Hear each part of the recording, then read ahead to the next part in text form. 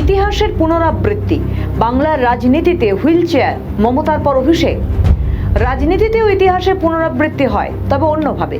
2021-এ ভোটের আগে মমতা বন্দ্যোপাধ্যায় হুইল চেয়ারে করে ভোটের প্রচার করেছিলেন, সেই ছবি ছিল ভয়ানক। আর 2026-এ পিসির আদরের ভাইপো অভিষেক বন্দ্যোপাধ্যায় হুইল চেয়ার করে ঘুরছেন। নিয়তির কি পরিহাস, কর্মফল, সবটাই কর্মফল। কর্মফলে ভুগছেন অভিষেক মমতা।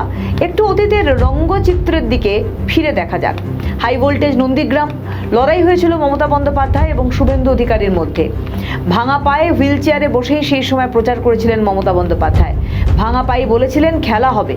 মমতার দুয়ারে শুয়ে পড়া দেবাংশু ভট্টাচার্য গান বেঁধেছিলেন, বাইরে থেকে বর্গি আসে, নিয়ম করে প্রতি মাসে, তুমিও আছো আমিও আছি, বন্ধু এবার খেলা হবে।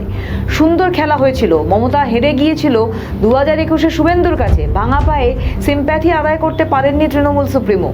জনগণের কাছে শুধু হাসির খোরাক হয়েছিলেন। সোশ্যাল মিডিয়ায় ভাঙা পায়ের ছবি ভাইরাল হয়েছিল ঝড়ের গতিবেগে। 2021-এ মমতা, 2026-এ মমতা প্রিয় অভিষেকের এবার কাহিনী বলি।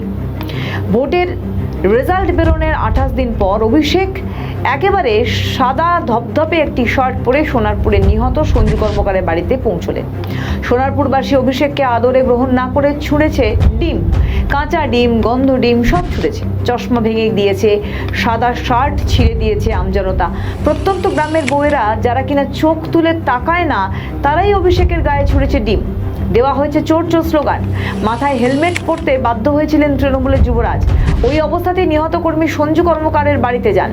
তারপর সেখান থেকে বেরিয়ে ডিরেক্ট চলে আসেন কলকাতার একটি বেসরকারি হাসপাতালে। সেখানেও একেবারে টানটান উত্তেজনা। মমতা বন্দ্যোপাধ্যায় পৌঁছে গেলেন সরাসরি হাসপাতালে। এক হাসপাতাল ভর্তি নিল না, অন্য হাসপাতালে ছুটলেন মমতা বন্দ্যোপাধ্যায়।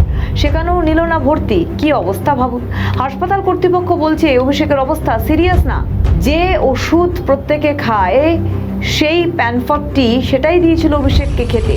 তারপর অভিষেক সেই মমতার মতো হুইল চেয়ারের ডান দিকে মাথা হেলিয়ে গেলেন বাড়ি।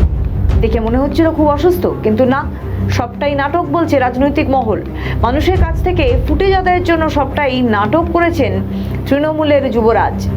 গত 15 বছরে মানুষের থেকে যে ঘৃণা কামিয়েছেন অভিষেক বন্দ্যোপাধ্যায়, পিসির মতো হুইল চেয়ারে বসে সিম্প্যাথি, সহানুভূতি আদায় করতে পারবেন না। আমাদের ভিডিও ভালো লাগলে লাইক ও শেয়ার করুন। কমেন্ট সেকশনে আপনাদের মতামত জানান। আরও ভিডিও পেতে আমাদের চ্যানেলটিকে সাবস্ক্রাইব করুন এবং প্রতি মুহূর্তে খবরের আপডেট পেতে প্রেস করুন বেল আইকন।